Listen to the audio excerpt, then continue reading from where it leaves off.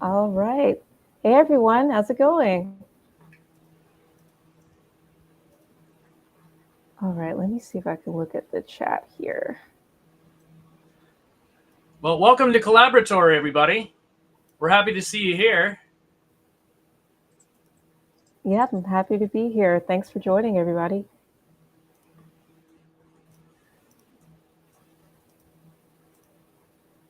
All right.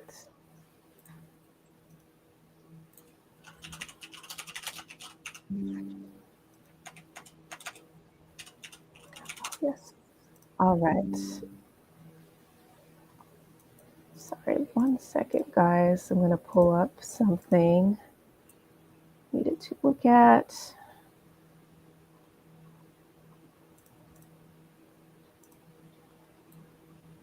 All right. Thanks for your patience, guys. I was having some difficulties. All right. Hey, everyone, and welcome to Collaboratory, the show where Mike Morris improvises an animatic with a little help from our audience, and we learn about the craft of storyboarding along the way. This is an improv art stream that runs on audience suggestions. Mike, what kind of prompts are we looking for from the audience today? Well, welcome back, everybody. First of all, I want to apologize. Last time we didn't get to stream last month because of uh, some problems that I was having here at my house with some flooding. So it was pretty bad, but things are getting fixed and back on track. So what we're looking for is characters, a setting, and a conflict. Those are the three basic building blocks that we need for doing a little bit of storytelling here on the Collaboratory. Awesome. Thanks so much for that, Mike. So, as you said, that's what we're looking for. So, go to the comments section and feel free to jump in with your suggestions. Whatever you type might show up on screen. So, think about it for a bit and we're going to get forward. Yeah. So, Faith, how long have we, when we were working together, how Mhm. long was it? Like a year or better? Yeah, about, I'd say around a year, ballpark. So, Faith and I worked on a production called The Tuttle Twins, which Yeah. is streaming on angel.com. And it was a lot of fun working with you. And we're still working together tangentially right now at my new venture, the Projectorium. You can Yes. find some information about that at the-projectorium.com. Yeah, it has been a blast. And even though we haven't worked together for about that time, it just seems like it's been maybe a day or two. We just hop right back on it and just go forward. So yeah, Mike's been really, really great to learn from and collaborate with and see how he like leads and guides other artists. So if you're coming on to the stream, you're going to get a little bit of that. So definitely participate if you can. Well, I mean, when we talk about storyboarding on this show, I mean, it's such a huge, thing to talk about because it encompasses so many things. It's like, the building blocks of story. You have, Mhm. partially, script writing, but script writing, storyboarding, it all boils down to the same thing, which is just Right. good, solid storytelling, and Mhm. having characters that have real motivations and real life like Yeah. thoughts in their heads. And there was you're familiar with South Park, right? Yes. Well, Matt and Trey from South Park were talking about story, and they Mhm. were saying like what you don't want to do is have a script that says this happens, well then this happens, and this happens, and this happens, and this happens, right? Right. That was like It's not the unlimited. wrong way to approach things, because it's just like, oh, well, we're gonna rule of cool this, and this is cool to happen here, so we're gonna put that in, and then this is cool to have here because we're gonna put that in, and just start plugging in cool things Mhm. that don't necessarily relate to one another. Right. For sure. Um, but Matt and Trey were talking about, and I absolutely wholeheartedly agree with this. This happens because this happens. Right. And Stringing it this together. happens as a consequence of this happening. Mhm. And this character makes a decision which affects this, you know? And having that sort of through line and connectivity all throughout a story Right. really is what separates good storytelling from mediocre or even in some cases bad storytelling. For sure.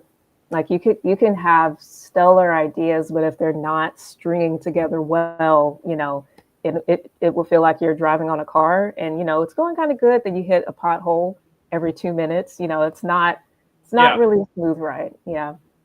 And you stop thinking about your journey on the road, and you keep thinking Mhm. about, well, when's the next pothole going to hit? You Yeah, know, for sure. which it sort of sucks you right out of the fun of what you're looking at, what you're doing. So, Exactly. you know, we want our filmmaking to be as invisible as possible. Hmm. So the storytelling, it has to be so good that it is virtually non-existent in the viewer's eye, right? Right. For sure. They're Mhm. so connected with the characters. They're so connected with what's going on in the story that they're not looking at the filmmaking. They're looking at what's turning the story, you know? Exactly. Hmm. And when Yeah, you have things it's like, that sort of break the plausibility of the world you set up, you right. know, Hmm. because as we know, storytelling is about setups and payoffs in the traditional sense, Hmm. right? Can, can you explain a little bit of that, actually, Faith? I know Yeah, for you're sure. very familiar. Yeah, no worries. So, on our show, so like we were not ourselves writing the scripts, but when you are in production and when you're on the storyboard team, you are very closely involved with the writers and the script writing process. So, for example, if there was a setup and payoff that wasn't quite working, Mike or even one of the other storyboard artists would speak up and say, "Hey, I see that we're trying to set up this specific point, but it's not paying off later in the episode, or it might even be paying off too late." So when you have a story point, you're making a promise to the audience. For example, like, hey, um, this person is going to eat this apple. They're going to go to the store and they're going to eat this apple. But if you get to the end of the episode and they're, I don't know, going to the moon. I mean, going to the moon is fun, but you didn't really promise or pay off what you promised earlier. And Yeah. you could still do it in a creative way. They could go to the moon and get an apple, but it's just keeping in mind of what you set up before so you can pay it off later. Right. So if the idea of the apple is abandoned, then people would be Mhm. like, well, they're on the moon now, but what happened to the apple? For sure. And then, then it's going to be a whole big thing about an apple. But Yeah. you We know, actually do have a conflict that just came ooh, up from is Scott it about an Ford. apple and the moon? It is not quite. It's about rent. Okay, so being chased by slot machines tempting the character, wants to spend the rent money but tries to show restraint. That is interesting. So a gambler. We're looking at a gambler versus Yeah. slot machines. I don't think I've seen slot machines personified. That's kind of fun. Yeah. So let's see. What we need some character for this gambler. So we have a Hmm. gambler and we have somebody that has you know what? We haven't really done any kind of like crazy psychological stuff on this show. So that's going to be rather kind of Ooh. fun. I mean, Yeah. I think we're looking at a Pink Elephant's Dumbo scene is Oh, for what I sure. think we're looking at. Yeah, long day at work, goes to sleep and is having a nightmare about paying rent. Yeah. Yeah. So tell us about our gambler. What do they look like? All right. So I'm thinking, hmm, I feel like gamblers, they kind of look like everyday people, like if someone has a gambling problem, you don't really know for sure, but there might be little signs. So I'd Right. say maybe like a, office worker, cubicle kind of guy, but he's like pretty tired because he's like staying up late trying to gamble. I don't think necessarily that they need to be trying to gamble. I think this is probably Mhm. somebody that's trying to get their life put back together. Right. Um, you Okay, know, we have something oh, actually. we have Let's some see. suggestions. Yeah. Great. So, from Time to Be Wild, an old man that wants to leave his money to his grandchildren when he dies. Okay. Yeah. So, I mean, that could work. But I So do kind of like the older man angle as well. You know, maybe someone that should know better, but kind of falling into the same trap. let's see here. I think And what we can start with mhm, kind of like a city street. right, Uh, we have something from Timothy, maybe a recently divorced dad with a 5 o'clock shadow. Yeah, that's kind of closer to what you were saying, trying to get their life together. yeah, when I was working on The Simpsons, there was one episode from like the older uh, ones that was Marge with a gambling problem. Mm, That that's one was really interesting. interesting. Yeah, that honestly is. Um, we have another suggestion. So, following up to Timothy's recently divorced dad with a 5 o'clock shadow, but he is addicted to gambling, so is fighting. Like maybe fighting the urge. Maybe was that what you were getting at? Time to be wild. Yeah, I think so. Let's see. Yeah. Let's get some buildings in here. This looks like a crappy intersection. We'll put like a little street light right here, and one that's like right here. Yeah. I feel like unless it's like Nevada or something, it wouldn't be super duper nice. You know, if it's a gambling problem, it's probably going to be the other side of the tracks, maybe. Yeah, well, I don't know how many of the locals actually gamble at like the bigger places. That's true. That's a good point. You know, Or is it most of it just on I your phone now? I've never lived in Vegas, and the only thing I would really go there for is one of the really nice buffets or something like that. Yeah. But you know, we all work we all work too hard for our money to gamble it away. Yeah, At that's least that's true. that's what uh, that's what my philosophy is. Okay, so we got this sort of a side street ish type deal. Um, we got a building right here that's got maybe a store front. Maybe some upper apartments or whatever. I know we're You know, just every, sketching it out, but what time of day do you think we're looking at? oh, absolutely night, Mhm. absolutely night. This is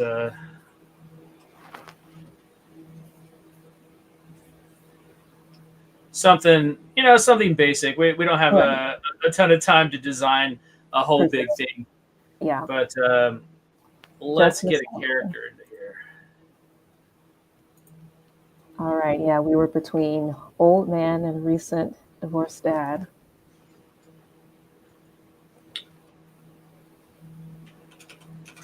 I think maybe somebody.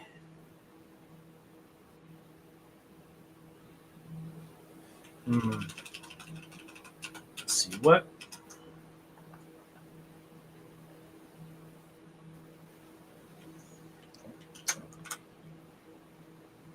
The alleys make me think of like the classic guy in a trench coat.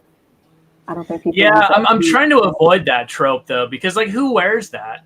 I was just gonna say like no one really wears it. I like the visual, but it doesn't really happen too much. Yeah, it's not really like a solvent thing anymore. Mhm. Like I feel like I'm like drawing myself though. Oh no. I mean, I think trench coats should come back. Like it's really good against the rain, versus the normal raincoat. But There just aren't as many trenches as there used to be. yeah, yeah, that's true. Gotta advance with the times. Yep. Um, There he I is. I think that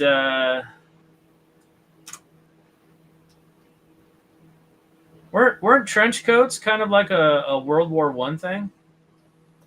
Actually, I think you're right. Yeah, it came from the war and then it migrated over into civilian life. Somebody was like, "Hey, I really miss my Yeah, coat that I had in the trenches, dude. I need another one of those." yeah. Honestly, they might have just carried him back, and someone was like, "This should be a thing. We're gonna make it." You know? Yeah, it was a good all weather solution. Yeah, for sure. I mean, that's why they should come back. You know, next time we meet, Mike, we need to bring some trench coats. We'll start it again. Okay, trench coats it is. Yes. So next time I see you probably at Sketch to Screen Summit or something, Hmm. then we'll both be wearing trench coats For sure. because it'll most likely be cold. Yeah, yeah. That's true. Again, why it's so practical, but yeah, I'm liking that bigger shape. That's fun. Or oh, he's coming towards camera. I gotcha. That's the next panel. Yep.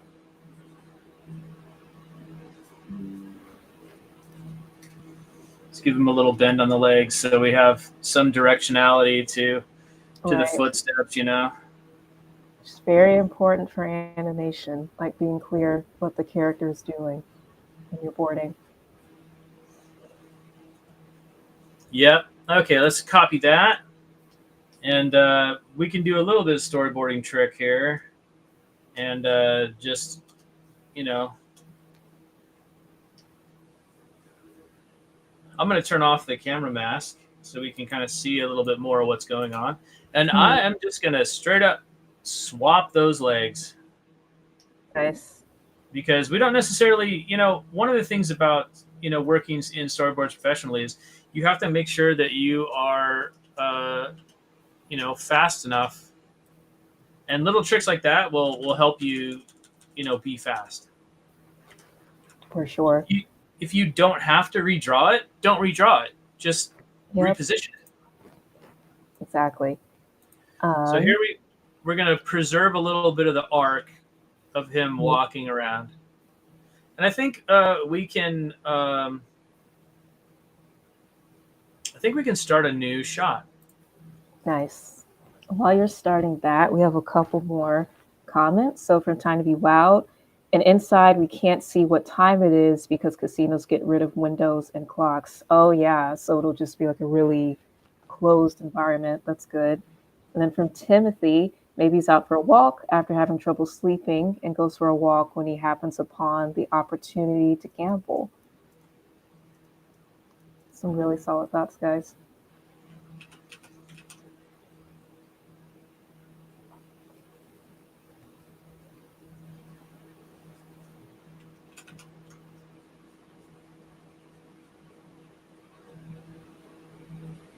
Which I'm not sure how much of it we can maybe get across in this session, but that would be kind of cool if I'm trying to think of what movie or show that was.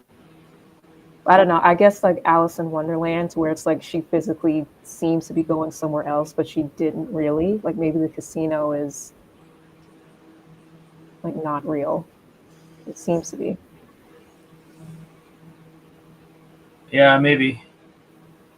I think there definitely has to be that fantasy element of this story. Otherwise, it's not really Right. gonna. It'll be just depressing. Yeah. Yeah. The premise is already a little depressing. We want to lighten it up a little. Okay, one thing we need to do is make sure that he has that nice slumped posture.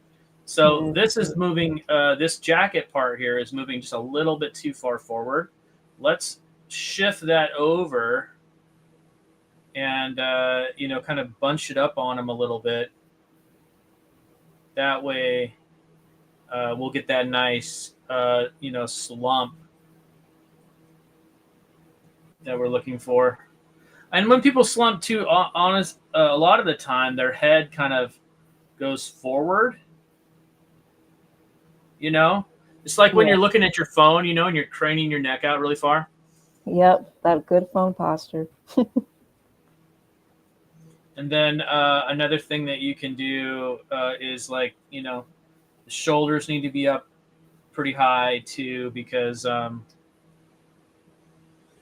it's cold. For People bunch up like that when they're cold. The trick is to not bunch up like that when you're doing other things like sleeping. Yeah, yeah, because then you'll wake up and the whole day will be ruined. So, Mike, I noticed as you were drawing, you're not redrawing a whole lot. You're just kind of moving and shifting to kind of get the pose that you need. Yep. So, how would you say that you got to that workflow, that process? Um, it's part and parcel of the whole digital aspect of this Mhm. particular software. I mean, Storyboard Pro is really good at being able just to push things around. Instead of Yeah, that's true. having to redraw and erase and draw and erase and draw and erase, you can just move things as you see fit, Hmm. and it translates really well. For sure. Yeah, for those of you who are listening, I spend most of my time in Tune Boom Harmony, and that's a very, very useful feature, especially when you're trying to be quick. Okay, so I think what we need here is just a small little walk cycle, Right. and we don't even need to do all that much to it, because we just need to bring him into camera a little bit. So we have like just some slight movement, and then we'll do a BG pan, right? Right. And then I'm just gonna copy or duplicate that, move it forward 1, 2, 3, and then down 2. So we have that nice, little bit of motion there. So he's like, actually walking forward just a little bit into camera, Mhm. while we have a thing that, a lot of the time you'll just see people going up and down and up and down and up and down, and Yeah. that's fine. You can Right. absolutely do that, but I think giving the character just a little bit of forward momentum gives it just that Hmm. much more energy. For sure.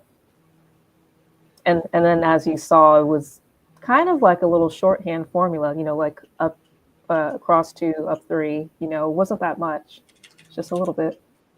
Yep, as long as it's consistent, right? So I Right. prefer the arrow keys in that particular instance. So that way I Hmm. have something that's fairly consistent, like you would when you're walking. Right. People have a fairly consistent walk when they are walking around. Hmm. Um, all right, so let's just do a couple more of these poses, and we'll go up 2, forward 3, and I'm holding down shift so I can shift 10 pixels at a time. Hmm. All right, and then I think we can cut to some inner turmoil. So I think Right. that can be I think we can play it all in the eyes. Yeah. Yeah. Eyes, as they say, window to the soul, definitely has some truth to that. So you spoke about cutting. Obviously, you have a lot of experience, but do you have any insight as to knowing intuitively when to cut? Because for example, another possibility could have been to have him maybe sigh in the wide as he's walking, but that could maybe take away from a moment like this. So how do you come to these decisions? I think that's all about your own filmmaking style, really. Mhm. Um,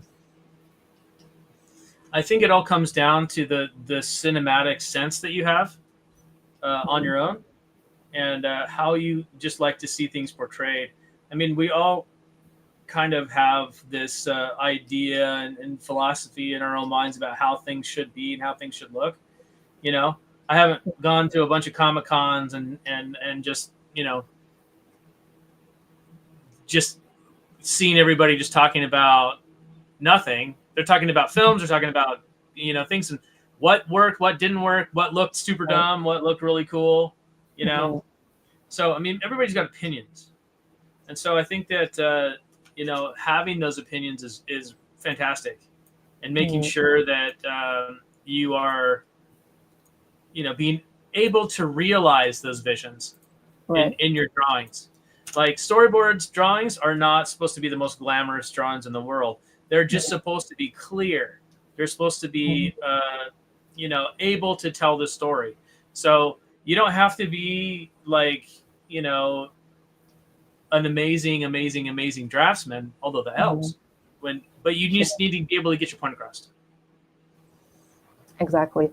And that definitely translates into the professional field as well, because when you're on a schedule, whether it's TV or feature, getting the director's vision and the writer's vision from the script, clarity is huge. It is. Yeah, it's a it's a balancing act. Yep. And we can do a little something like this. I like to have a little bit of a tilt or something like Mhm. that on the head, so you can really kind of tell that they're mulling things over. And I'm going to copy that first panel so we can get back to sort of the center. And I think that maybe he should furrow his brows a little bit more. Like stupid. That was a dumb move to make, or you Mhm. know, uh, just somebody who's sort of replaying and can't let go of their mistakes. Right. You know, maybe we even need a flashback here. Oh yeah. Because up to this point, as the audience, we can tell something's wrong, but we don't know exactly what yet. Yeah, and I think maybe we can do like that in sort of like a flash sort of situation. Yeah, maybe this is where we get to the divorce or seeing sad kids, maybe just a quick arguing panel.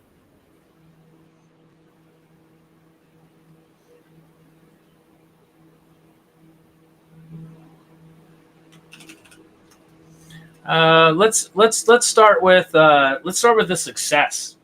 Let's see that Oh yeah. he uh, you know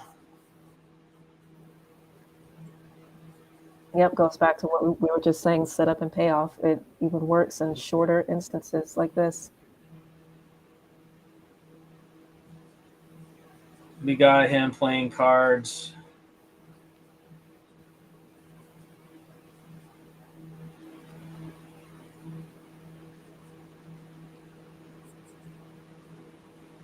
We got some round table.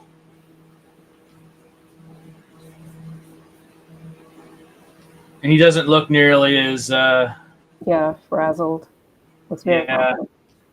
confident. He's on top of his game. Let's put his Mhm. elbows on the table because elbows on the table. Yeah, you mean business then. You got to show that there's you know maybe something that's not as classy about this guy. Yeah, for sure. Maybe show like some bodies behind him, like people are really interested to see how this game is going to go. I think maybe we could put like a somebody with like a cocktail waitress with drinks, and Mhm. maybe we'll put some. Let's just grab all of this and we'll move it up a bit so we can have a little bit of Yeah, uh, the you know chips. we can see the people's chips.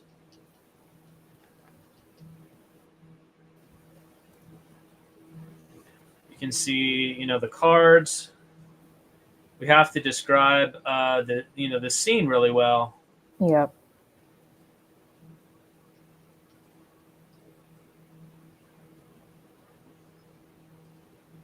And then you have maybe some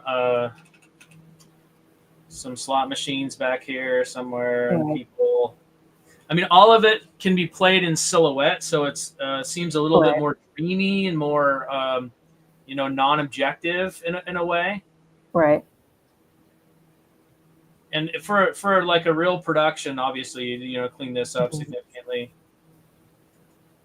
But everybody would be in silhouette here. Right.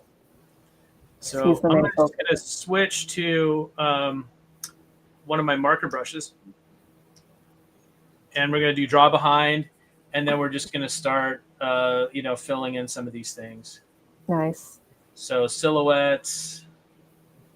Um, And while you're filling that out, we have a suggestion. Maybe he should see the casino first, so he has the flashback. So it's like one is triggering the other. well, I think what we could do, I think what might be the better play in that particular instance is that we see what he was, we see the problems that gambling caused, and then he's confronted by his demon. You know what I mean? Mm-hmm. So we have like, oh, this was a great thing for me, and then Yep. all of a sudden it wasn't. Mm-hmm. I think Yeah. that might be the stronger play in this particular instance. Although I understand the the sentiment, Yeah. Yeah, for or sure. the story sense that was at display there. Right. It's people, and then there's like some sort of like crazy stuff in the sky or whatever, or on the walls, Yeah. ceilings. And I feel like that note on the timing of like different beats and motivations, that can go back and forth a lot. Like I remember in like a lot of story meetings that we had, for the most part, like the director knew the beats that they wanted, and the story artist understood those beats. But sometimes the ordering of it needed to be changed in order to get the point across. So that definitely happens quite a bit. Oh yeah, I mean, I think that that's one of the reasons why for years and years, all that stuff was done in post-it notes. Yeah, much easier to just switch it right then and there. Yep. Let's get our boy here, and he's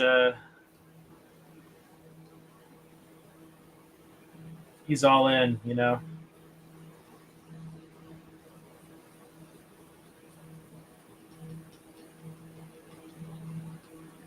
I mean, although this decision we're setting up to not be a good one, that is a good thing to have, confidence. Just got to make sure it's well placed.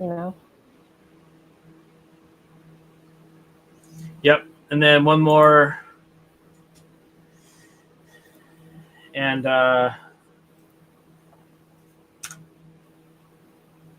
have the read 'em and weep kind of attitude. Hmm.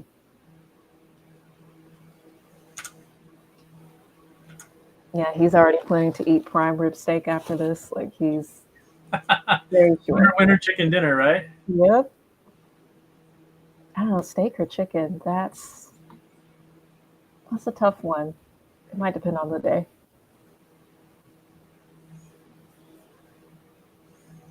And then we'll put like a bunch of more stuff in there, and then again we can take these vectors, skew them over so they're working, and then have this be like the big chip pile in the middle, and these guys are now out of chips because everybody went all in.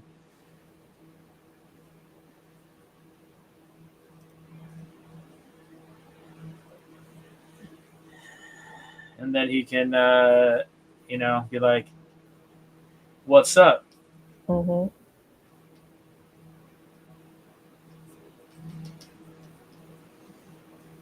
One of the things we could do is this is ripe for a cool transition.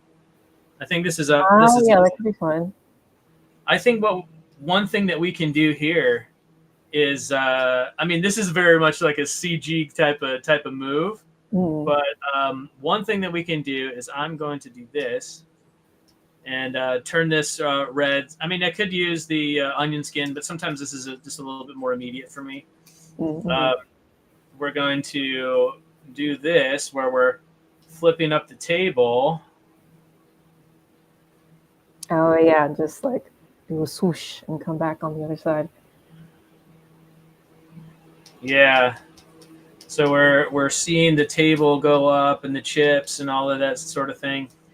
And of course, sorry guys for these like super derpy drawings, but again, we are trying to just tell the story, not necessarily do pretty drawings. That's pretty what drawings come later. Mm-hmm.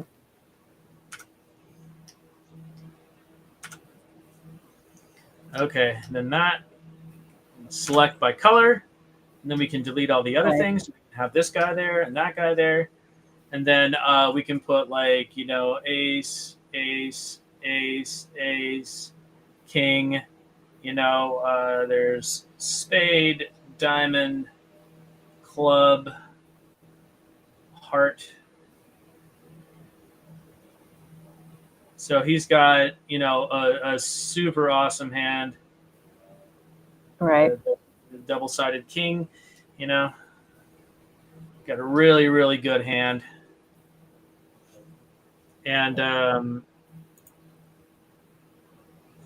you know, we can go even into something like this, where the table is turning and we're zooming in. Oh, I see. So, and I think I'm going to try and do this thing where the cards kind of fan over the whole scene and create like a cool, you know, a cool reveal. Okay, so I see where you're going now. Will be significantly larger here. Right. And then this is what I, you know, is an object wipe. So we're using these objects in the scene to wipe instead of just doing like a, you know, normal, you know, video style transition. Right, for sure. And actually, even though this is like a much flashier transition, like in terms of production, it's not too bad. I mean, it is 3D. So like if your show has 3D and that's not a problem, this is essentially, you know, the same props that you're using. You're just using them to transition. So you can still be efficient, but have fun transitions. And one of the things that I think is poignant about this particular wipe over is that at the end we see the king, right? So he's the king right now, and at this point in his life, you know what I mean? Yeah. So yeah, sometimes it's about being able to put in some of that subtle subtext that people don't necessarily pick up on, but they feel it. Right. You know, and that it takes sometimes a little bit of you know, analysis to get through a lot of that stuff and be like, oh, wow, that was interesting. You know, where you put in those little tidbits for your audience. For sure. It's good material for the YouTubers that do 101 things you missed in so and so. Right? Yeah, because that's what we make media for, us to fuel YouTubers. Yeah, for sure.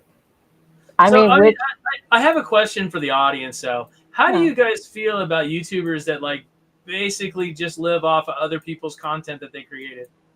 Ooh. Like, how do you guys feel about that? Is that like, do you think it's valid, or do you think that's like something that's kind of like, well, you don't have anything of your own, so you're just going to piggyback off of Marvel or piggyback off of, you know, whatever. What do you guys think about that kind of thing? I'm curious to know. Like, I'm fairly ambivalent, but you know, sometimes I feel like people are just sort of taking advantage. That is a thought. Time to be wild. This is a compliment, but I'm sure people are typing. They said that's a great transition idea. Plus, I think the drawings are nice and clear. You're doing great. Thank you. All right. So we have these two, and then we'll do one more.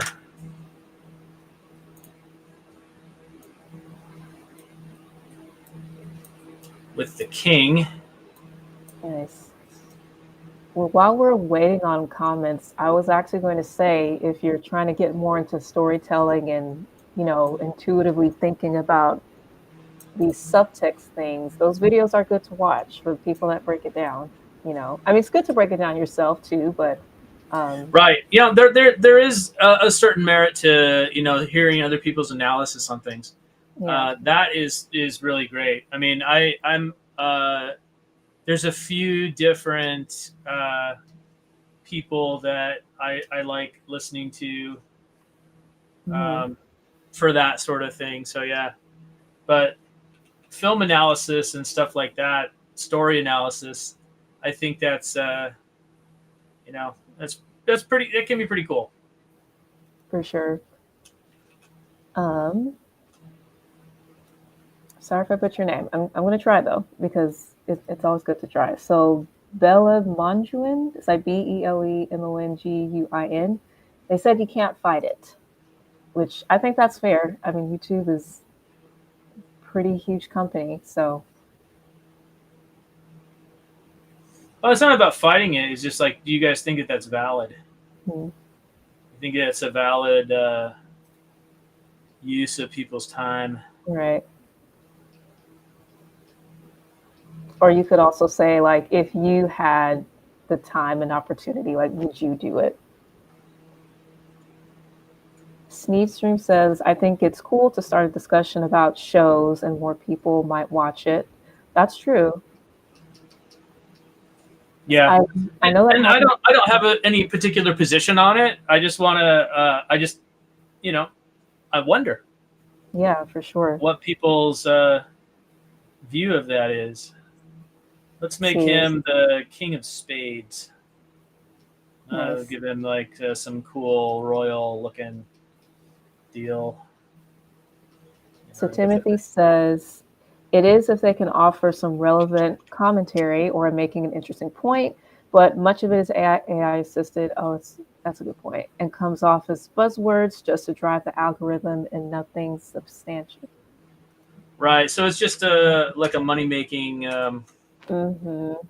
scheme more than anything else. Not really contributing anything. You mean?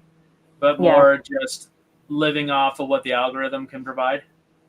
yeah, that was a really great point because yeah, AI assisted like even writing.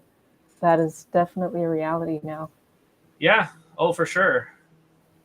I mean, you see all. I see a lot of like AI written sci-fi. I have not come across that too much myself. But in the AI written sci-fi, at least, like humans are relatively well regarded in the universe. I guess that's good to know. you know, Not quite to Terminator yet.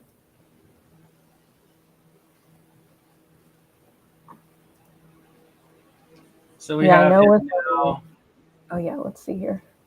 and he's in some sort of bed. He's got chips everywhere.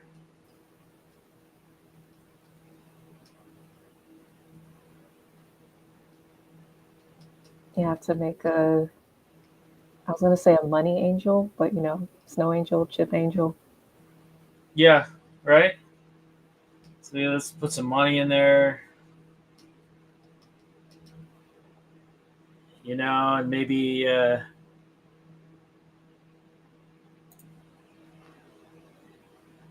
he's got now a romantic companion Oh who's yeah. gonna come into the scene. Definitely there for his personality.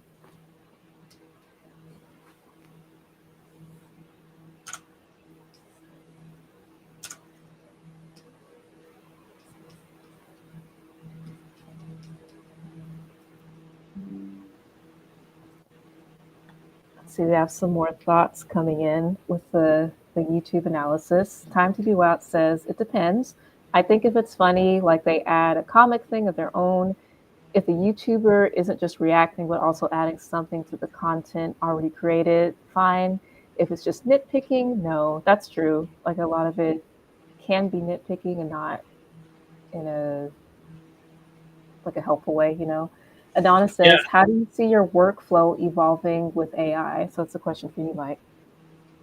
Well, I mean, AI, it's a tricky subject, you know, because everybody's got like real opinions about things.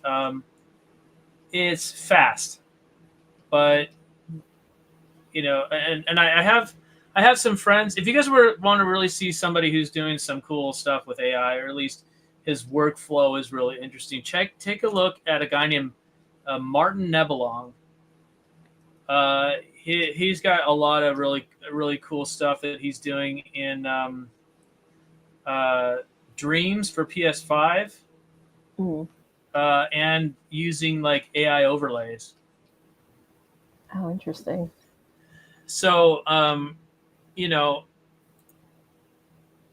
there's parts of that sort of tech that I think could be really interesting. You know, like the idea of maybe doing the whole you know, auto in betweener stuff for animation, because you know that sort of stuff is definitely on its way, right? Yeah. Being able to produce. So in that way, I think it has a lot of really interesting benefits for people who want to be like, you know, one-stop shop or auteur type folks. Right. Like that, instead of hiring employees, you can have an AI that does all your work, but you're basically hiring a tech bro at that point. Yeah. Which, you know, also has its own Drawbacks. yeah, it has its own things with subscriptions and all this other stuff. Um,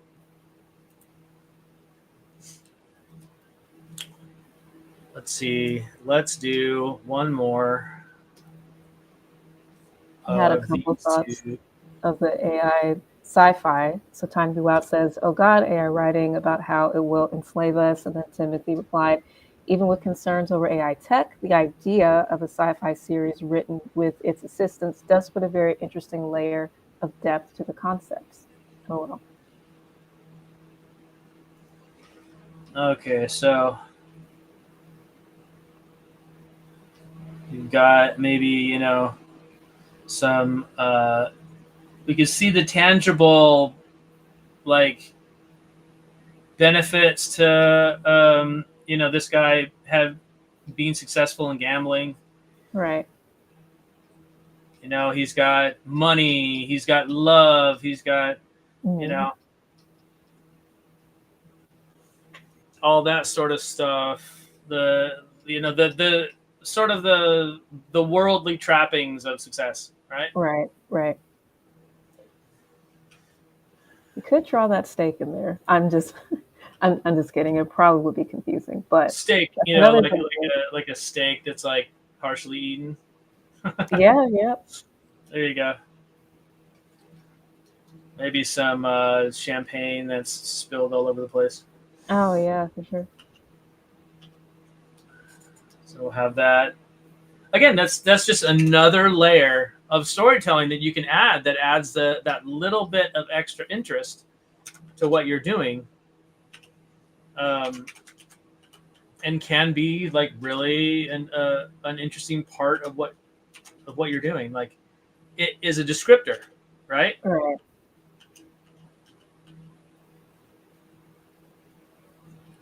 And then we can do another thing where we'll get on a different layer, and Right. I am going to draw a big heart like this, right? I'm going to zoom out, and that is going to go onto an ace of hearts. Oh, nice.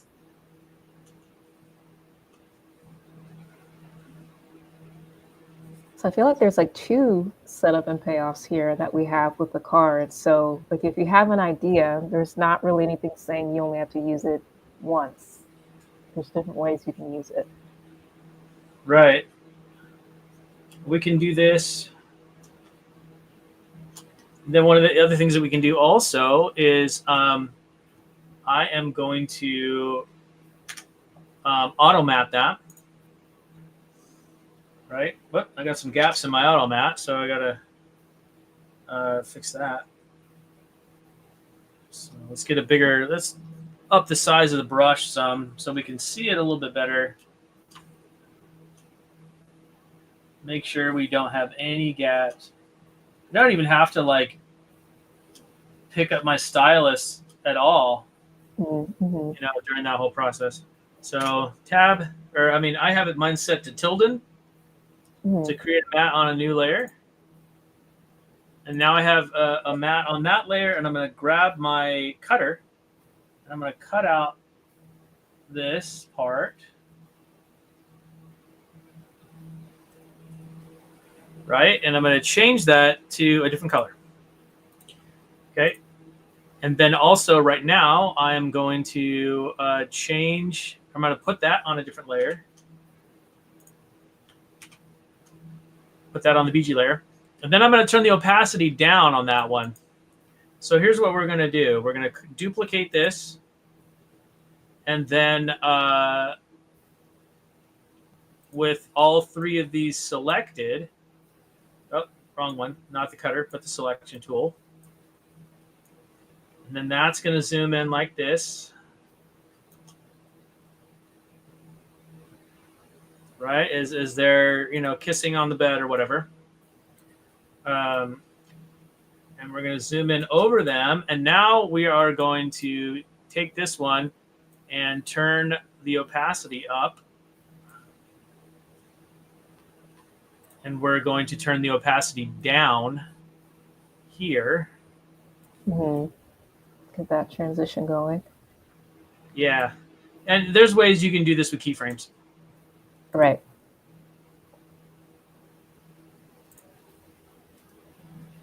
So this one goes up. That one goes down to nothing.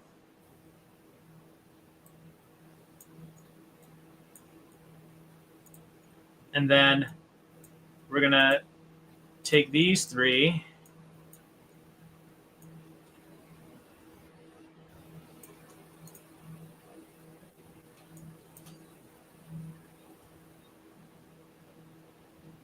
And then add a couple other cards. Nice. So I'm going to grab this outline here that we've done. And I'm going to duplicate that, and I'm going to turn it this way. Then I'm going to paste that again, and I'm going to put another one here. I'm going to paste that again. I'm going to put another one right here. And another one right about there. Nice. And then just sort of like get rid of that, this, that. But while you're getting to those cards, we actually have a question. There's some setup to the question. So some shows and games, especially video games, tell a story only through tiny little details or even puzzles. Sometimes those channels with the 50 things you missed in whatever just make it easier to follow a story that is hidden in details. So here's my question in return. What do you think about those cartoons that add a new layer to the story that is told through tiny details of the background or even hidden in puzzles and ARGs? So many new cartoonists try to do that.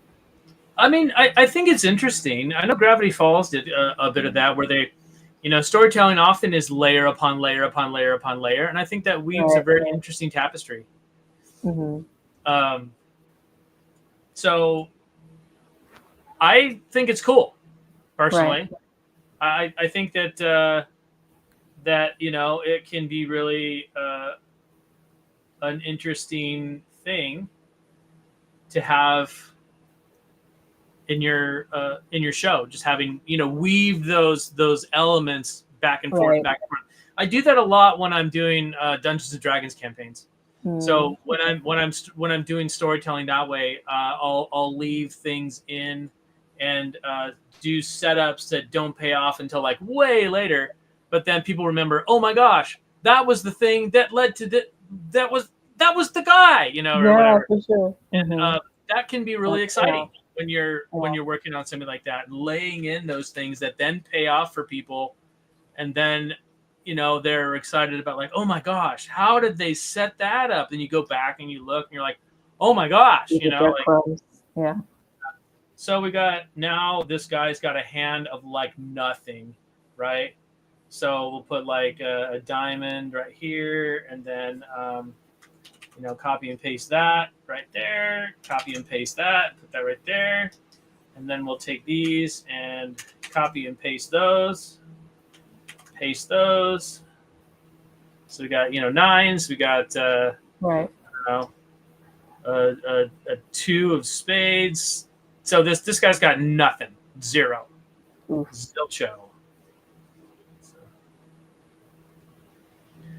The knave here. That's upside down. So, Mike, where do we see our flashback kind of? It's about to truncate. Nice.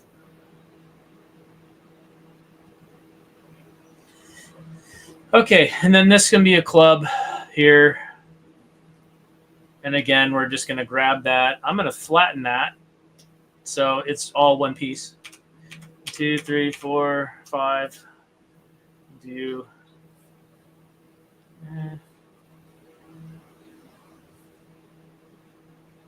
I think I remember how these are positioned. Yeah, it's kind of like, yep, there you go. Yeah, positioned like that. So it's been a while since I played cards. All right, and so that we can just have, you know, maybe we'll even put in one more little transition right here. Nice.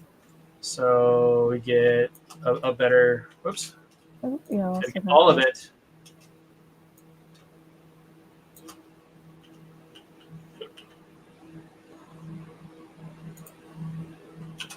While you're working on that, we have a comment from Madonna.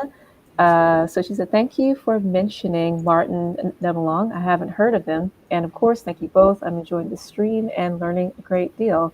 Thanks for coming, Adana. Like, we're glad that you're with us. Yeah. Yeah, you know, and I've been on streams with Martin and seen his process, and Mm-hmm. I hosted a couple of streams with IMAG masterclasses.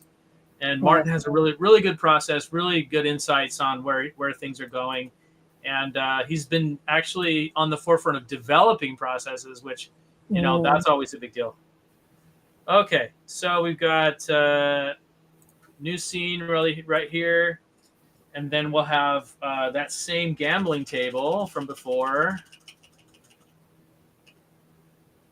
We'll take this. And then we'll just straight up paste it.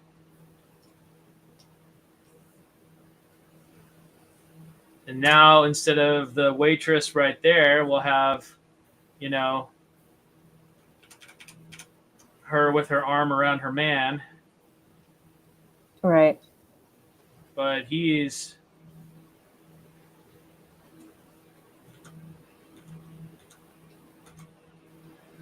That's when it starts to turn. Yeah, things are falling apart quick.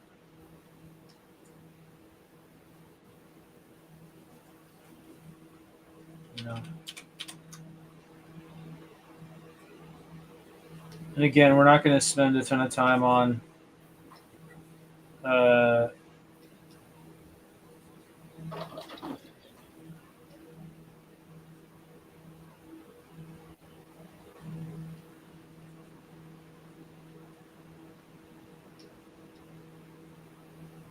so, like, when you thumbnail, well, of course, it depends on what project you're working on. It could vary quite a bit. But on average, how long do you try to spend on a thumbnail pass? As little time as possible, but as much time to make sure that it reads properly. Mm-hmm. Like, again, this is about communication. You know, it's about being able to take an idea from your brain and help somebody else understand it. Right. So I take as long as I need to, but I try to make it as quick as possible. Right. So there's no like hard and fast answer. Like I take exactly 3 milliseconds to do one line. You know, like Mhm. that. It's not a thing. Right. And I think we can do a shot right here with, he's got a couple of chips still going on. And then those chips, the little, deal that the people have in gambling. Mhm. Like, Oh yeah. What do you call those things? I know exactly what it is, but not the name. little card dealer's shepherd's crook, Yeah. whatever it is. Then again, we can take those elements and just shift them over to where we need them. You know? Yeah, I love that you can extend. Like you don't even have to draw another line. Just grab it, pull it out. Yep. Just grab those things. I mean, vector drawing really changes the game with storyboard stuff. I mean, I tried doing some of the more pixel-based things for doing a storyboard once after doing Storyboard Pro. It took me like 4 times as long to do it. It just took so much longer than doing it in Storyboard Yeah. Pro. So I was like, never again. Never again am I putting myself through that torture. For sure. Like there's been times to where I would maybe just start a drawing in Tune Through Harmony just because of the vector, because I needed to get it out quick, you know? Yeah. I mean, there's a few different softwares that, I entertain as far as stuff that I use. But Storyboard Pro really, really for boarding. I mean, that's that's the long and the short of it for me, Right. It's the because industry standard for a reason. it's just so efficient. And if we had more time, I would separate this into proper layers of BG so we wouldn't have to, be shifting a bunch of stuff around that doesn't need to be shifted around. But in this case, Right. we're built for speed right now. So this is all thumbnail pass type stuff. Right. Yeah, that organization, if any of you all are doing your own projects and things like that, even if you're just drawing something in Photoshop, labeling your layers and even coloring them, it's going to save your future self, especially when you're coming back. Or if you're working on a team, someone's coming into your file and it's not really clear what's going on, that can maybe slow down their process as well. So layering and naming is very, very important.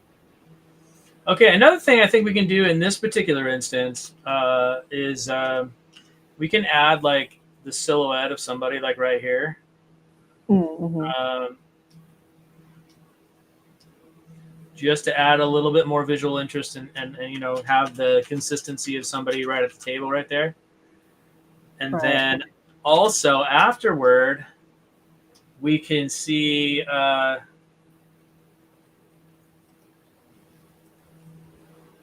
the lady storming off. She's gone. She's gone.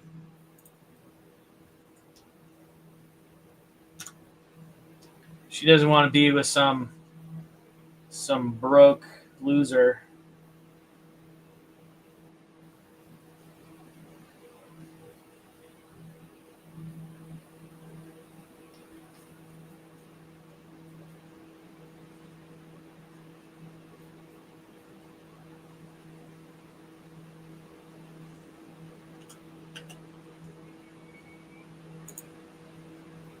So are we going to see her leave out of the door or maybe like pass by some people?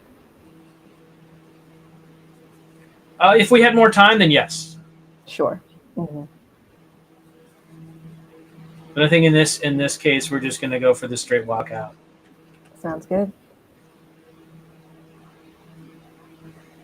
Cocktail dress.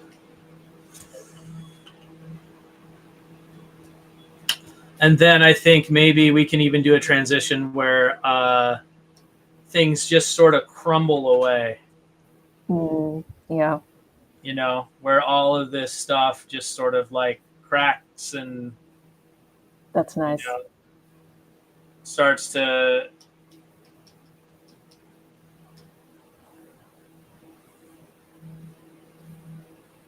I mean, that's what happened. Not in a literal sense, but emotionally. yeah. And everything just sort of like, crumbles to dust and cracks away. And we're doing the snap from Endgame or from Yeah, you beat me to it. Infinity That's what I was War. thinking.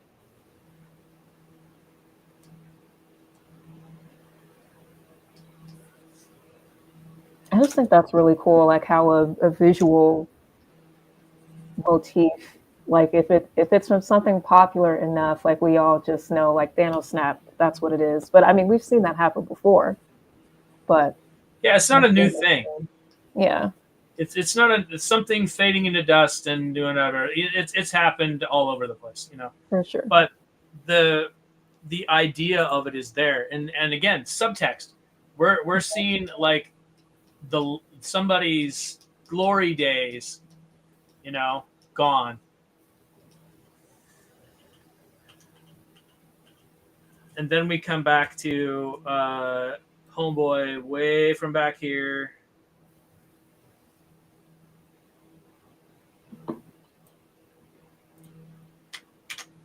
Copy that panel. Actually, not that panel.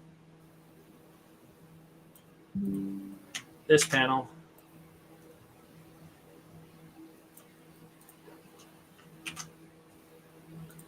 Oh, thanks, Corin. They said we need more of this type of stuff online. What? Corin was saying we need more of this type of stuff online. So just like this learning atmosphere, like going through the process. Well, you are in luck, my friend, because we do have a backlog of a bunch of different episodes of the Collaboratory that you can look back on and check out and see all of the stuff that we've been doing for a while. We're at episode number 42, I think. We did have some specials that were like Ottawa Film Festival, I think, and one other special that we did where I did my best to draw, what was it, Tim Hortons. Oh, really? Wow. Yeah, because it was Ottawa. Yeah, that makes sense. But there is a whole big catalog of not only Collaboratory, but also a bunch of different stuff from the Toon Boom Learning. And so, it's out there. Check out the Toon Boom website. Check out Toon Boom Learn. Look at the Twitch channel with all the stuff on it, the YouTube channel. And we can have Janelle put some links to those in the chat. And so you guys can have that and be able to use those resources. So I'm glad that you're enjoying it. Thank you so much.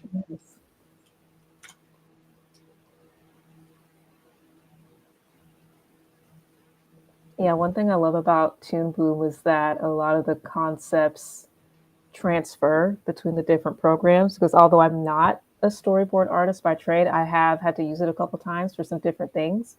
I mean, because I knew Toon Boom Harmony, coming into Storyboard Pro, that wasn't as much of a scary jump as I thought it would be. So yeah, it's pretty aligned over the different softwares. We are working on getting an episode of the Collaboratory where we also use Toon Boom, one of Toon Boom's newest offerings, Jump, which Jump is for doing games. So it is a sort of non-linear storyboarding that you can do for a gaming project. That is really exciting. We are working on an episode of the Collaboratory utilizing that. Okay, and now we can do a shot of our boy here, and you know, casino. Everything is, up in lights. There's a big deal right here, and all of this stuff. And he's just kind of, how did I get here? You know.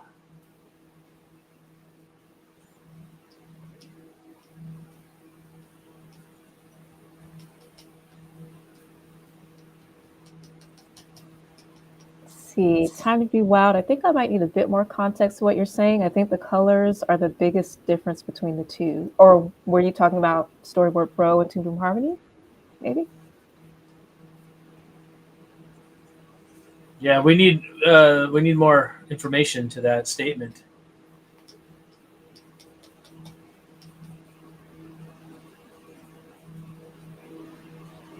Yeah, that light's got to be blinding. See that back shadow. Yeah, all of the glitz, all the glamour, everything. And if we had more time, we'd obviously lay this out better because, we would definitely need to have it be a very grand thing.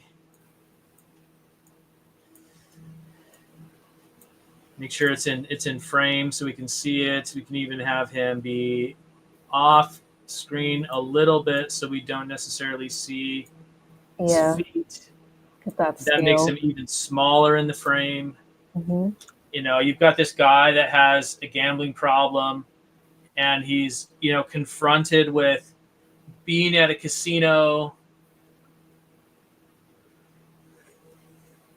There's the big buildings, fancy cars, and all this other stuff that's happening there. The big doors, fountains, all this glamorous looking stuff. Mm.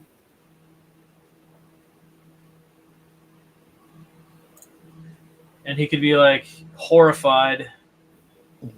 And this is the part of the episode where my drawings get even worse. It's about ideas.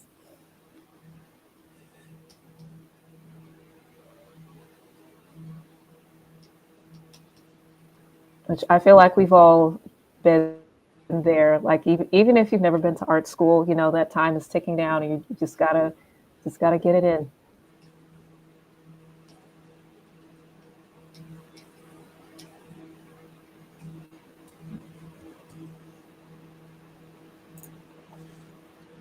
And he winces. One other thing that's great about vector is I can just go like this, whoop, Yep. and then switch the eyeballs around a little bit. So he's gonna cower a little bit. Mm. And switch to a point of view.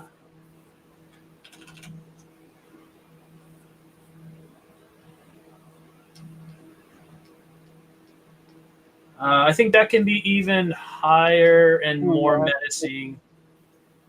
It's going to be a point of view.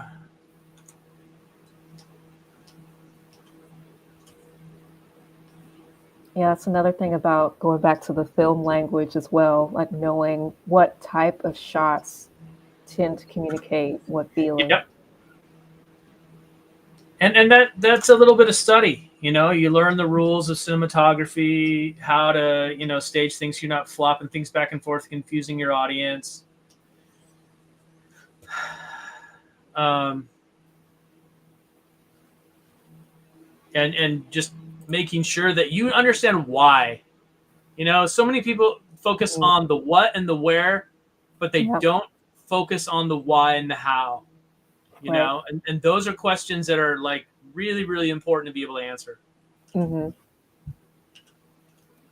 So I think in this case, we can even have like, I think like having like a $20 bill all of a sudden rise into the scene.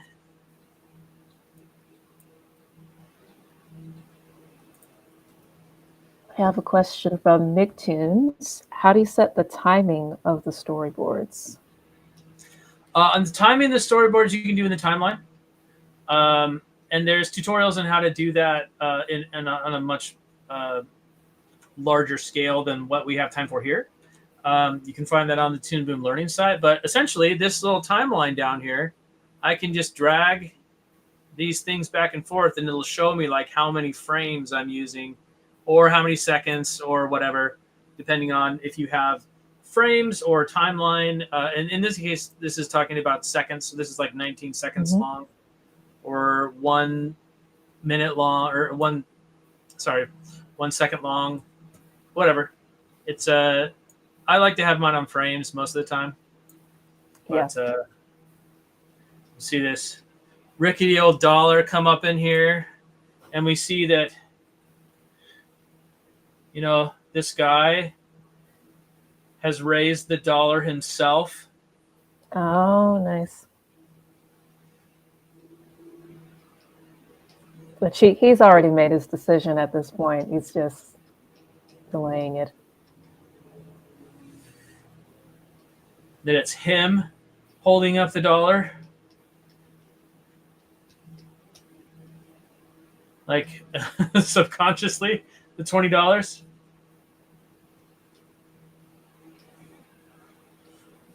And poor guy. No.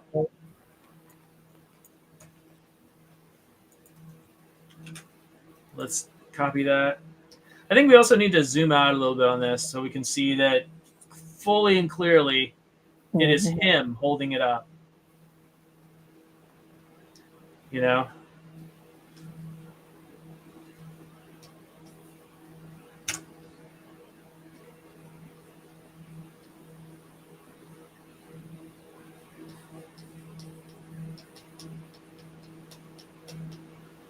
I'm assuming this is his last 20, probably. Maybe. Yeah. It's quite possible. In the one hand,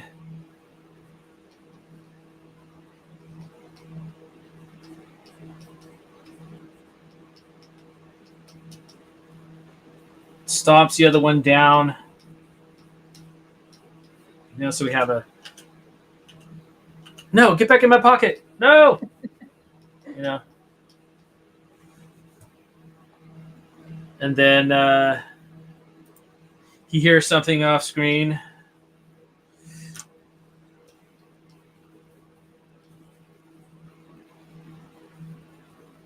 Time to Be Wild says that was unexpected with the dollar reveal. That was nice.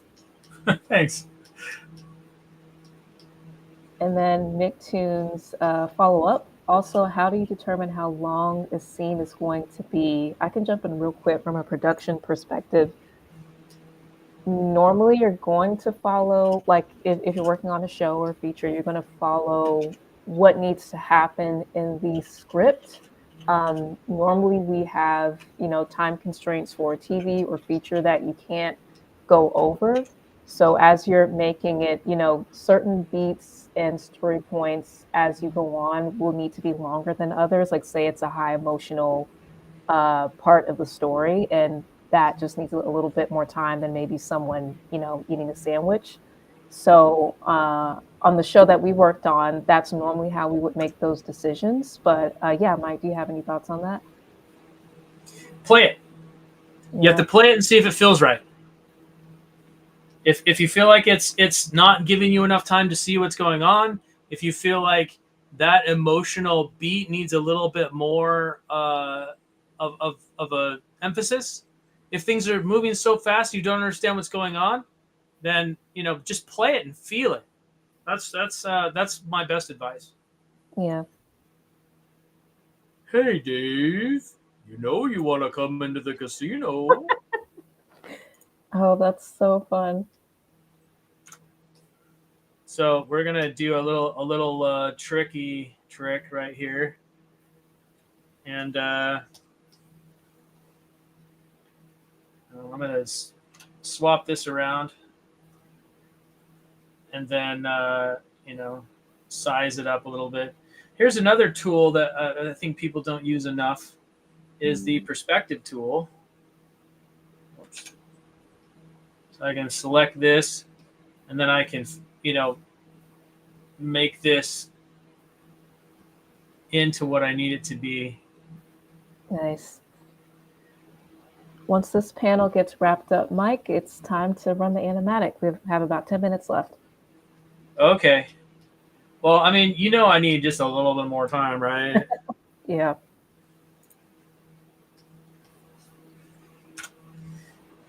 And I think if we really had some fun, we could do like, the I was just going to say that. Yeah, like the letters turning into the mouth. Or like facial features. You want to come in. That is really funny, but also horrifying at the same time. This giant sign.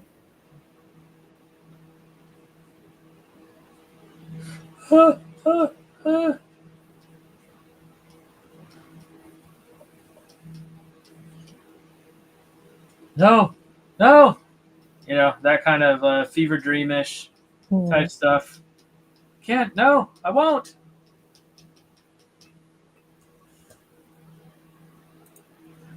And that's when our old friends, the slot machines, roll in. Yeah, there they are.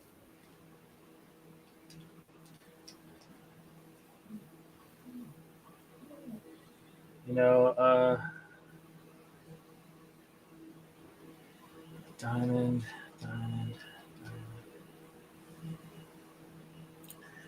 And he can look in horror, scrunch him up even more, put that head down even more.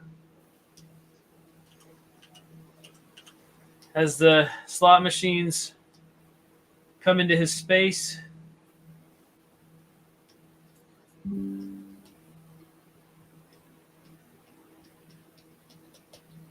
More and more. They're after him. They're going to get him. Oh, that's super cool. Sneedstream says that what you're doing is great. Their final year in animation is about a guy that cheats at poker, so this is really inspiring. Oh, cool. And all of them are like, there's like the lemon or whatever. Play with us. Come play with us. You want to.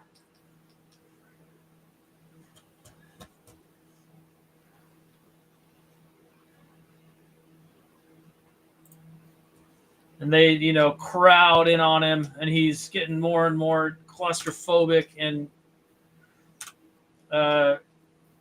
he's pulled in. He's even lower as these things, sort of enforce a dominant position on him.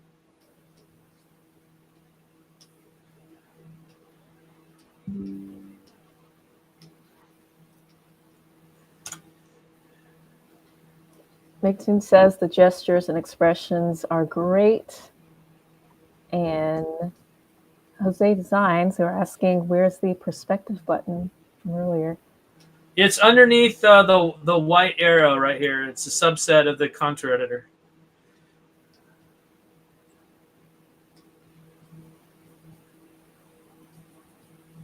And they'll start spinning. And they'll start like gushing cash. And then does he like drown in it? Yeah. And it all piles up. Let's do that on a separate layer. All this money all this change starts piling up. Psychological horror. That's what we're in now. Yeah, like if you added sound to this, like the slots changing and then the money coming out, like all of this chaos, like that's quite a lot. And then all of this stuff is coming up and higher and higher. And let's do this. I'm going to turn on my draw behind and also my fill button. And I'm just going to do a quick little this so we can see it very, very, very clearly what's going on. You see all the money start gushing out.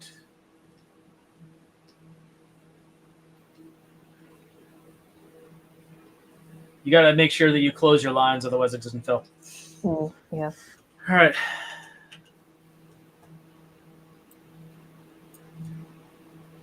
And then we'll do one more, and this guy will have been overwhelmed with all of this stuff. Something like that, and we'll put that up there. Yep. Put that up. And then I think we need to go back to reality for one last little bit.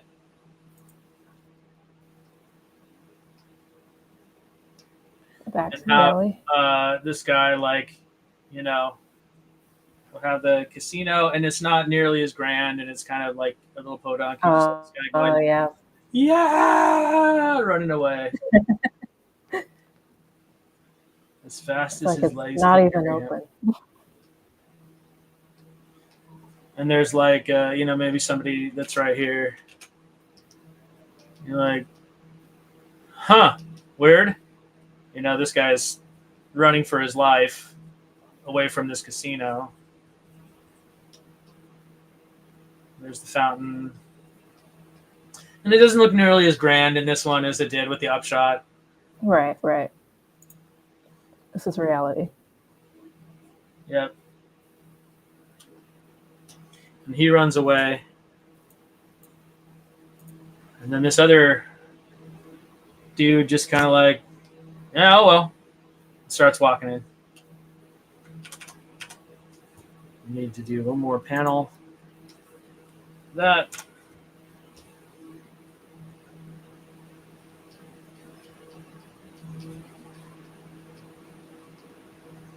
All right, cool. Now let's do the replay. From the top. Okay, we have, you know what? This requires camera mode. There we go.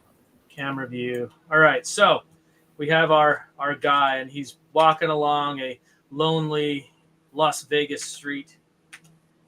And see the lonely, empty buildings panning behind him as he walks forward, thinking about his life and how he was a big shot.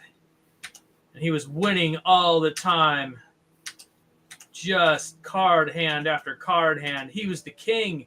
He's on a bed full of money, chips, beautiful women, kissing them. And then all of a sudden, everything is gone. All of his money taken. His woman gone. Everything is to dust. And he looks up. Oh no, how did I get here? No. It's like, what's wrong, friend? And then this shaking $20 bill comes up. Oh, I see you've still got $20. No. What's the matter? Don't you trust your old friend Casino?